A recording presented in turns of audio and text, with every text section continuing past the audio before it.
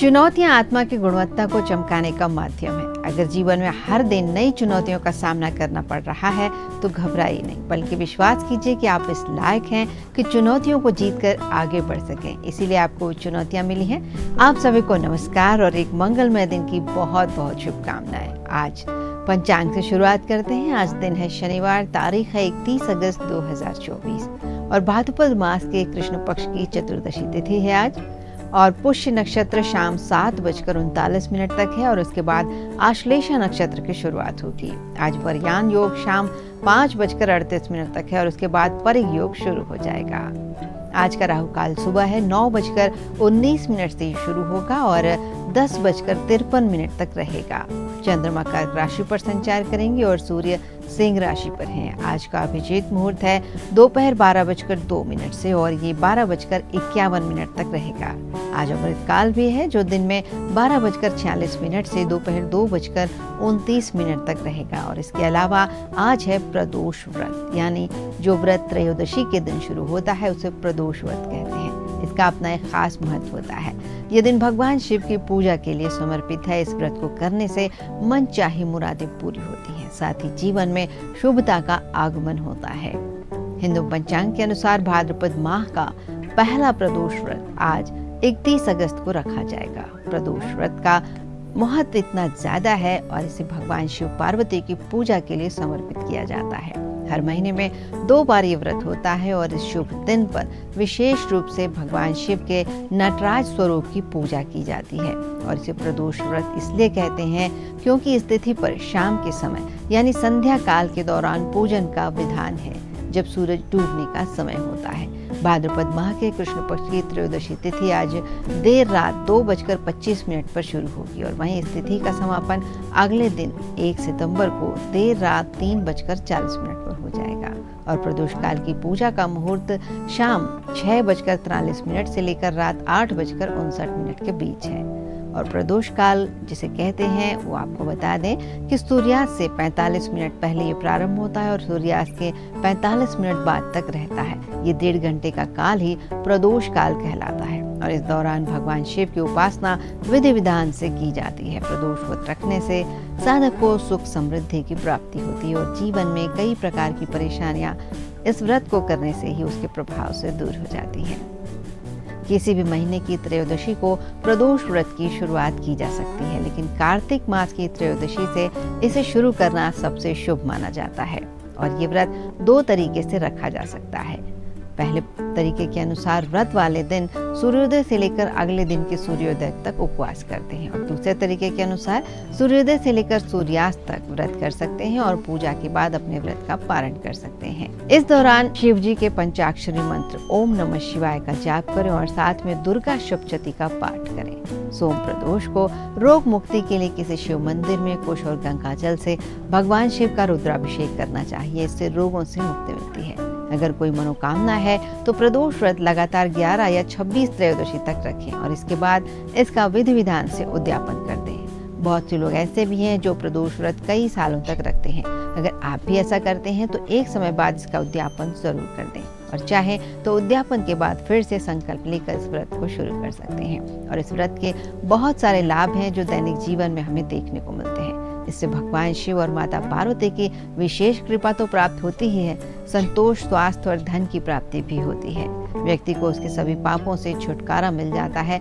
लेकिन बात यह है कि हम आगे कोई गलती ना करें, पाप ना करें, इस बात का ध्यान जरूर रखें। मनोकामनाएं हैं तो उनकी पूर्ति होती है, शत्रु हैं तो उनसे मुक्ति मिलती है, रोग हैं तो उनसे भी मुक्ति मिलती है।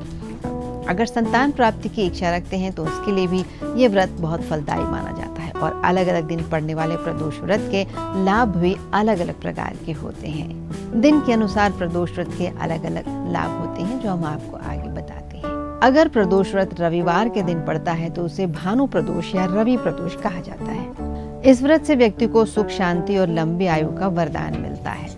सोमवार के दिन पड़ने वाला सोम प्रदोष व्रत या चंद्र प्रदोषम व्रत कहलाता है। इससे मनोवांछित फलों की प्राप्ति होती है। और बात आती है मंगलवार की। इस दिन अगर ये व्रत पड़ता है तो उसे भौम प्रदोष कहते हैं। इससे व्यक्ति को स्वास्थ्य मिलता है, लंबी चली आ रही समस्याओं से छुटकारा मिलता है। बुधवार के दिन सौम्यवारा प्रदोष व्रत होता है। इससे शिक्षा के क्षेत्र में सफलता मिलती है और ज्ञान बढ़ता है। और गुरुवारा प्रदोष व्रत होता है गुरुवार के दिन। इससे कुंडली में गुरु ग्रह मजबूत होता है। शुक्रवार के दिन भृगुवारा प्रदोष व्रत होता है और इस व्रत के प्रभाव से सौभाग्य की प्राप्ति होती है। शनिवार के दिन शनि प्रदोष व्रत होता है, जो कि बहुत महत्वपूर्ण माना जाता है।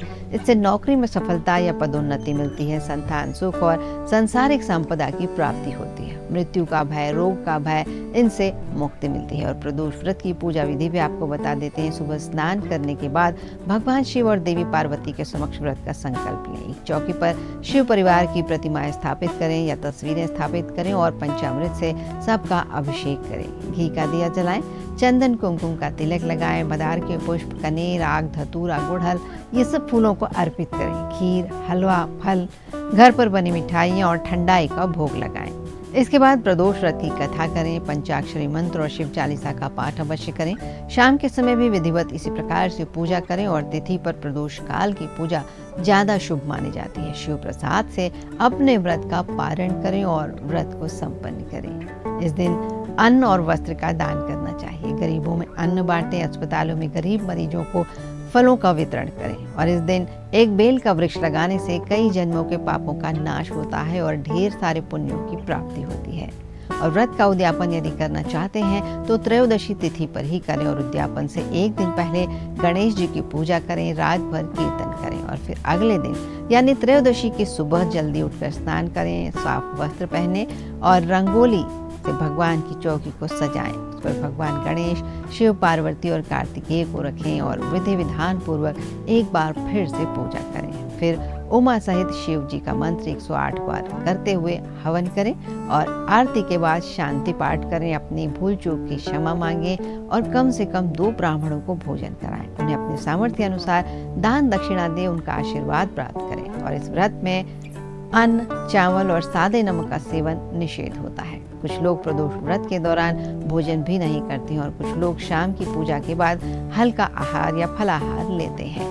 और यदि प्रदोष व्रत में आप चाहते हैं कि कुछ उपाय करना है तो संतान प्राप्ति के लिए इस दिन रुद्राभिषेक कराएं। दुग्ध या शहद से शिव जी के शिवलिंग का अभिषेक करें और संतान गोपाल मंत्र का पाठ अवश्य करें। रोगों से परेशान लोग महामृत्युंजय मंत्र का जाप करें और छात्र शिव मंदिर जाकर बेलपत्र से जलाभिषेक करें शिवलिंग का। पवित्र नदी में स्नान कर भगवान शिव के सामने बैठकर रामचरितमानस का पाठ भी कर सकते हैं। ये शिव जी का प्रिय व्रत है। शिव पूजा करने वाले भक्त अपने स्वास्थ्य में इस व्रत से भारी बदलाव देख सकते हैं, क्योंकि ये पूजा उनके स्वास्थ्य को बेहतर बनाने, घातक और लंबे खींच रहे बीमारियों, असाध्य बीमारियों, इनसे मुक्ति दिलाने और बचाने में मदद करती है। और इस महीने में पितृदोष निवारण पूजा, काल सर्प निवारण पूजा, मंगल दोष निवारण पूजा भी की जा सकती है। और अगर मंत्रों का जाप करते हैं तो खतरे, अकाल मृत्यु, इन सब से बचा जा सकता है। रुद्र सूक्त से भगवान शिव की पूजा करना भी बहुत लाभकारी होता है। और अगर आप चार्ज किया हुआ रुद्राक्ष पहनते हैं तो ये भी लाभकारी होता है। हमारे आसपास, हमारे धर्म में, हमारे ग्रंथों में ऐसी बहुत सी मान्यताएं हैं जिन्हें कई लोग सिर्फ अंधविश्वास मानते हैं, लेकिन ज्योतिष शास्त्र के अनुसार ये मान्यताएं प्राचीन समय से हमारे जीवन को प्रभावित करती आ रही हैं। और इन मान्यताओं में से एक है मंदिर से जूते चप्पलों का चोरी हो जाना। ज्योतिष शास्त्र के अनुसार अगर मंदिर से जूते चप्पल चोरी हो जाते हैं तो इसे शुभ शगुन माना जाता है। ऐसा माना जाता है कि यदि शनिवार के दिन जूते चप्पल मंदिर से चोरी हो गए हैं तो ये शुभ फलदायक हैं और आपकी बलाएं टल गई हैं। ज्योतिष शास्त्र में बताया गया है कि यदि शनिवार के दिन मंदिर से जूते चप्पल चोरी हो जाते हैं तो ये कई प्रकार से शुभ होता है। इसका अर्थ यह है कि आपका बुरा समय जल्द खत्म होने वाला है, जीवन में खुशहाली आने वाली है और समृद्धि भी आ सकती है। अगर इंसान के पैरों में शनि देव का वास होता है, शनि ग्रह का संबंध पैरों से होने के कारण ही जूते चप्पल भी शनि के कारक माने जाते हैं। और इसीलिए यह मान्यता है कि अगर मंदिर से जूते चप्पल शनिवार के दिन चोरी हो जाते हैं तो आप और दान करें। शनि देव की कृपा आप पर बनी रहेगी और वे प्रसन्न होकर आपको आशीर्वाद देंगे। यदि किसी की कुंडली में शनि अशुभ स्थिति में है और अच्छे फल नहीं दे रहा है तो ऐसा होने से किए गए कामों में सफलता नहीं मिलती है। ऐसे में यदि शनिवार के दिन मंदिर से आपके जूते चप्पल चोरी हो जाएं तो ये आपके लिए बहुत शुभ है और मुसीबतें जल्द दूर हो जाएंगी और साथ ही शनि देव भी प्रसन्न होंगे। यदि कुंडली में शनि दोष है तो शनिवार के दिन 4 दाने काले साबुत उड़द को अपने ऊपर से उल्टा उतार कर कौओं को खिला दें और लगातार 7 शनिवार तक ये उपाय करें। काली उड़द की दाल का दान करना भी आपके लिए लाभकारी होगा। और अगर दुर्भाग्य किसी प्रकार से पीछा नहीं छोड़ रहा है तो कर्मों के अनुसार फल आपको मिलता जरूर है, लेकिन आप उन्हें बदलना चाहते हैं, शनि की कुदृष्टि से बचना चाहते हैं, कई समस्याएं जो जीवन में आ रही हैं उन्हें दूर करना चाहते हैं और शनि देव को प्रसन्न करना चाहते हैं, तो कई द्वार खुलता है शनि देव की पूजा करना, उनके मंत्रों का जाप करना और काली उड़द का उपाय भी इसके लिए बहुत महत्वपूर्ण होता है। तो काली उड़द के कुछ ज्योतिषी उपाय भी आपको शनिवार के दिन जरूर करना चाहिए। काली उड़द और सरसों का तेल शनि देव को अर्पित करें, इससे शनि दोष से मुक्ति मिलती है और घर में हमेशा अन्न और धन की बरकत रहती है। दुर्भाग्य से पीछा छुड़ाना है तो काली उड़द के 2 दाने लेकर उन पर दही और सिंदूर लगाएं। अब उन्हें पीपल के पेड़ की जड़ के पास रख दें। इस उपाय की शुरुआत शनिवार से करें और लगातार इसे 21 दिन तक करें तो लाभ जरूर मिलेगा। यदि अपने धन में वृद्धि करना चाहते हैं और फिजूल खर्ची से बचना भी चाहते हैं तो शनिवार की शाम को पिसे हुए उड़द दाल के 2 बड़े बनाकर उसमें सिंदूर और दही लगाकर पीपल के पेड़ के नीचे रखाएं। इस उपाय से पीछे मुड़कर ना देखें और घर वापस आ जाएं। लगातार 11 शनिवार ये उस उपाय को करते रहें तो आपको लाभ अवश्य होगा। अगर अपने व्यापार को बढ़ाना चाहते हैं या नया व्यापार शुरू करने वाले हैं तो अपने पुराने व्यापार स्थल से लोहे की कोई वस्तु लेकर आएं और उसे नए व्यापार वाले स्थान पर रख दें और पहले उस जगह पर स्वास्तिक बनाएं, कुछ काली उड़द के दाने रखें और फिर उसे रखें लोहे की वस्तु को। इससे व्यापार में तरक्की अवश्य मिलती है। कृष्ण प्रणामी संप्रदाय का इतिहास 400 साल पुराना है। ये कृष्ण को सर्वोच्च देवता के रूप में पूजते हैं। इसकी स्थापना देवचंद महाराज ने की और इसका प्रचार प्रसार प्राणनाथ स्वामी और उनके शिष्य महाराज छत्रसाल ने किया। जामनगर गुजरात में नवरतनपुरी धाम प्रणामी धर्म का मुख्य तीर्थ स्थल है। इसे श्री कृष्ण प्रणामी धर्म या निजानंद संप्रदाय या परनामी संप्रदाय भी कहते हैं। इस संप्रदाय की अवधारणा भी खास है। इसके अनुसार परब्रह्म परमात्मा श्री राजा जी और उनकी संगिनी श्री श्यामा महारानी जी इस ब्रह्मांड के पालनहार और रचयिता है। प्रणामियों को ईश्वर ने ब्रह्म आत्मा घोषित किया है। सबसे पहले परमात्मा का अवतरण कृष्ण के रूप में धरती पर हुआ था। इस संप्रदाय में 11 साल और 52 दिन की आयु वाले बाल कृष्ण को पूजा जाता है, क्योंकि इस आयु तक कृष्ण रास लीला किया करते थे।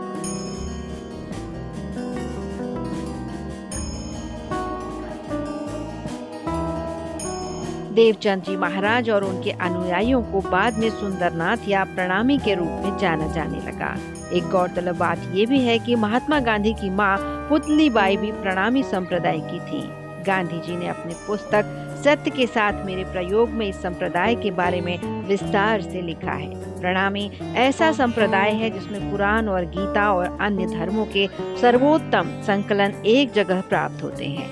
मंदिर में दूर दूर से आए श्रद्धालु अलग अलग प्रकार से अपनी भक्ति प्रदर्शित करते हैं। युवा भक्तों की एक टोली अपने ढोलक के साथ मंदिर में भगवान को अपने भक्ति गीत सुनाने जमा हुई है। गाना और बजाना इनके लिए गौण है। सर्वप्रथम है इनकी भक्ति और ईश्वर के प्रति इनका समर्पण, जो इन्हें यहाँ तक खींच लाया है। भले ही गाना बजाना शुरुआती चरण में हो, लेकिन ये चाहते हैं कि आज के दिन भगवान इनसे प्रसन्न हो जाए और ये कृष्णमय हो जाएं।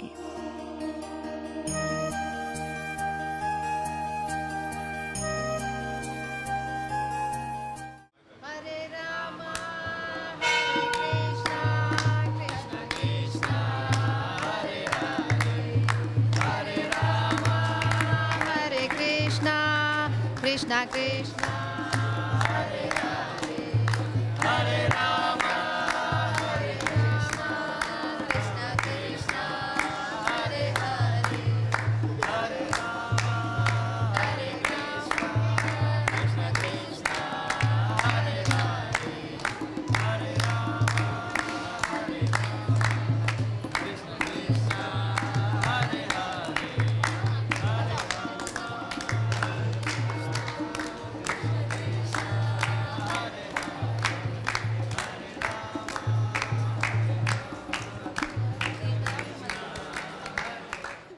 1973 में कृष्ण प्रणामी मंदिर की स्थापना के बाद आज ये मंदिर अपने इस भव्य रूप में है। घंटे की लगातार गूंजती ध्वनि के बीच मंदिर के ट्रस्टी और पंडित रूप नारायण शर्मा बता रहे हैं किस तरह यहाँ जन्माष्टमी और अन्य त्योहार मनाए जाते हैं। ये जो मंदिर है सबसे प्राचीन मंदिर, आप यहाँ देखेंगे फोटो वगैरह लगी हुई हैं, उससे पता लग जाएगा आपको। यहाँ कुछ भी नहीं था, बस्ती पूरी, तब ये मंदिर स्थापित हुआ 1973 में। 73 से मंदिर हैं, 51 साल हो गए हैं और पिछले 50 सालों से बराबर हम इसी तरह से जन्माष्टमी का बड़े पर्व जो है बड़े धूमधाम से मनाते हैं। हमारे यहाँ शरद पूर्णिमा का त्यौहार अभी से 52 दिन बाद शरद पूर्णिमा पड़ेगी। उस दिन हम लोग 4 क्विंटल दूध का खीर बनाते हैं और वहाँ टेंट लगा करके बाहर और वहाँ बांटते हैं, बराबर पूरे दिन बढ़ती है खीर। अभी भी जो हमारे यहाँ जो है 1 क्विंटल मक्खन, 2 क्विंटल मछली और 50 किलो की पंजीरी हमने बनाई है भक्तों को बांटने के लिए। अभी शाम से उनको बांटना शुरू हो जाएगा, हमारा राजभोग लगेगा। राजभोग के बाद में खीर भी बनी है, खीर भी बटेगी। तो इस प्रकार से बहुत सारे लोग क्या है व्रत रखते हैं, खीर नहीं खाते हैं, तो बाकी पंजीरी जो है वो व्रत में खाने वाली है और मक्खन मिश्री तो खा सकते हैं। भगवान का प्रिय भोग है, तो वो जो है सबको प्रसाद के रूप में यहाँ पर मिलता है।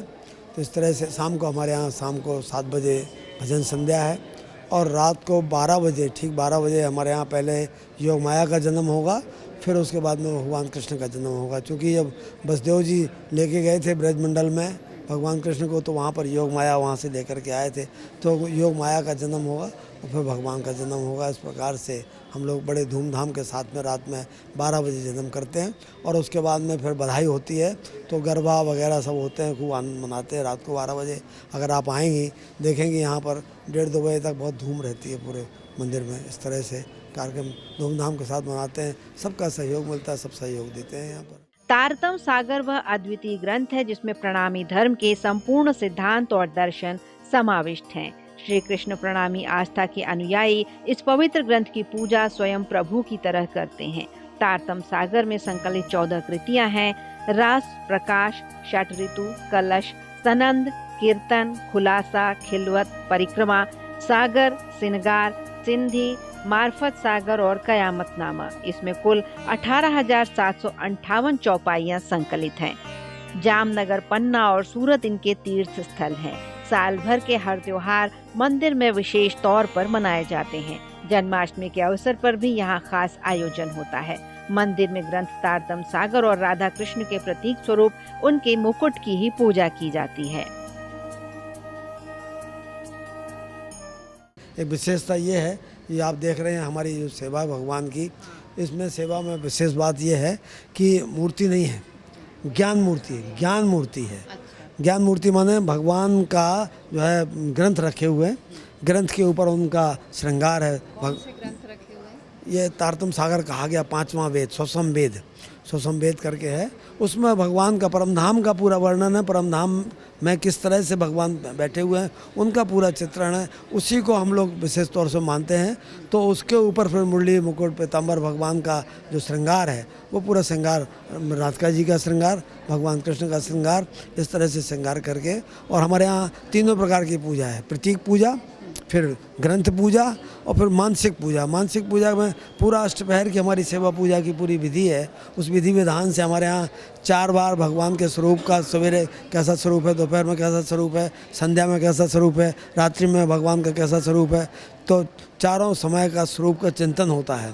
और इसी प्रकार से 5 बार आरती होती है। और भगवान का जब उठापन होता है तो उसी भाव के साथ में कि हम भगवान को उठा रहे हैं, यशोदा जी कह रही हैं उठिए आप, इस तरह से हर चीज़ हाँ गाते हुए पूरा उसको करते हैं। प्रतीक पूजा, ग्रंथ पूजा, मानसिक पूजा। तो प्रतीक पूजा जो है पहली सीढ़ी है, ग्रंथ पूजा दूसरी सीढ़ी है और मानसिक पूजा तीसरी सीढ़ी है। तो मानसिक पूजा सबसे श्रेष्ठ बताई गई है। तो प्रतीक में, प्रतीक के रूप में भगवान का मुरली, मुकुट है, उनका भाग्य वस्त्र हैं, ये प्रतीक के रूप में है। अंदर ग्रंथ रखा हुआ है, चूँकि ग्रंथ में ही सारा ज्ञान भरा है। परमात्मा का स्वरूप कैसा है, उनका धाम कैसा है, उनको पाने का रास्ता क्या है, ये तो ग्रंथ से ही पूरा मिलेगा ना। जैसा कि संप्रदाय का नाम ही है प्रणामी, पंडित जी बता रहे हैं कि प्रणाम करने का महत्व क्या है और प्रणाम क्यों किया जाता है और इससे क्या फल मिलते हैं। देखिए क्या है, शास्त्रों में कहा है, एकोपि कृष्णस्य कृतः प्रणामः दशासु मेघस्य भृतेन तुल्यः दशासु मेघी पुनरेति जन्म पर कृष्ण प्रणामी न पुनर्भवाय। इसका अर्थ है कि एक बार कृष्ण को हृदय से प्रणाम करने वाले को इतना पुण्य मिलता है जितना 10 अश्वमेघ यज्ञ करने वाले को मिलता है। लेकिन 10 अश्वमेघ यज्ञ करने के बाद भी उस व्यक्ति को अपने कर्मों के अनुसार पुनर्जन्म लेना पड़ता है, लेकिन कृष्ण को हृदय से प्रणाम करने वाले को पुनर्जन्म नहीं लेना पड़ता। ये सबसे बड़ी बात है। तो कृष्ण को प्रणाम करना विशेष जो है हमारे शास्त्रों में बताया गया है, और प्रणाम ही हमारा अभिवादन था।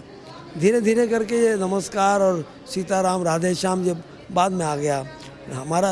आप देखिए, अभी आपने देखा होगा महाभारत सीरियल आया, रामायण सीरियल आया, उसमें कहीं पर भी आपको प्रणाम के अलावा दूसरा कोई अभिवादन मिलेगा नहीं, क्योंकि हमारा सनातन का जो अभिवादन है वो प्रणाम ही है। पूजा और आराधना के कई प्रकार होते हैं। अलग अलग तरीकों से भक्त अपनी भक्ति प्रदर्शित करते हैं, ईश्वर को पाने की कोशिश करते हैं। भक्ति योग और ज्ञान योग के साथ शारीरिक पूजा, ग्रंथ पूजा, मानसिक पूजा, अनेक प्रकारों में जिसको जो पंथ उचित लगता है उस मार्ग पर भक्त आगे बढ़ते हैं, चिंतन करते हैं लेकिन सही क्या है, और उसमें भी खास अपनी बात अपने भगवान तक पहुंचाना और उनसे एकाकार होना ही मूल है। जब ये मिल जाए तो फिर अपने हृदयंगम करके, हमारे देखिए ऋषि मुनि हुआ करते थे, आप भागवत का श्रवण करेंगे, रामायण का श्रवण करेंगे, आपको मिलेगा कि चौथापन जब आता था तो जंगल में चले जाते थे, वहाँ कोई मंदिर नहीं होता था, वहाँ कोई मूर्ति नहीं होती थी, अपने हृदय में परमात्मा के स्वरूप को धारण करके बना करके उन्हीं का चिंतन करना, उन्हीं का मनन करना। अब जैसे भोग चढ़ाते कुछ करते, ये तो कर्मकांड है, क्योंकि अब यहाँ का खर्चा चला, भगवान को हम क्या देंगे? जो दुनिया को देने वाले हैं उनको कुछ नहीं दे सकते हैं। जो यहाँ चढ़ाया जाता है वो इसी हिसाब से आता है। चलो भाई इतना बड़ा मंदिर बनाया है, यहाँ के पुजारी को भी देना है, कुछ यहाँ की व्यवस्थाओं में भी लगना है, वो खर्च चलता है जो यहाँ की चढ़ोतरी वगैरह आती है। तो इस प्रकार से बाकी भाव तो परमात्मा को पाने का भाव है। फूलों से सजा बाल कृष्ण का झूला भक्तों को पहली नजर में ही मोह लेता है। एक और झूले पर बैठे बाल कृष्ण की झांकी है, जिसे झुलाकर भक्त अपने भगवान से अपनी समीपता को जीवंत करते हैं, तो दूसरी ओर बाल कृष्ण के लिए खेल खिलौने भी सजाए गए हैं, जो बच्चों को सहज ही अपनी ओर आकर्षित करते हैं। श्री कृष्ण गोविंद हरि मुरारी, हे नाथ नारायण वासुदेवा, हे नाथ नारी सदा तुम्हारी। श्री कृष्ण गोविंद हरे मुरारी, हे नाथ नारायण वासुदेवा। श्री कृष्ण गोविंद हरे मुरारी, हे नाथ नारायण वासुदेवा। एकमात्र स्वामी सखा हमारे, एकमात्र स्वामी सखा हमारे। जन्माष्टमी के अवसर पर मंदिर का भक्तिमय वातावरण भक्तों को एक अनोखे संसार में ले जाता है, जहां 3112 साल पहले भगवान श्री कृष्ण का जन्म हुआ था, और यहां वे अपने आराध्य से एकाकार हो जाते हैं। Nupur Sharma, India ahead.